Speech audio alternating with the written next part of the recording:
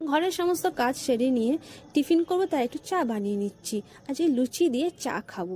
কালকে রাতে কিছু লুচি বেশি হয়েছিল, সেগুলোই গরম করে নিচ্ছি। জলদি জলদি টিফিন করে তাড়াতাড়ি স্নান করে একটু ছাদে যাব। ভীষণই ঠান্ডা লাগছে, আজকে সেরকম ঘরে রোদও ঢুকছে না। আমার এই ভিডিওটা ভালো লাগলে একটা সাবস্ক্রাইব, একটা লাইক করে দিও। চলো আমার বাড়ির এক নতুন সদস্যকে তোমাদের দেখাই। এই হচ্ছে কোকো, ভীষণ দুষ্টুমি করে, সারাক্ষণ পায়ে পায়ে ঘুরবে। তোমরা এর দুষ্টুমিগুলো দেখো, আমি ততক্ষণ ইন্ট্রোটা দিয়ে নিই। Hello guys, welcome to my new channel বঙ্কাঞ্চি। চলে এলাম ছাদে।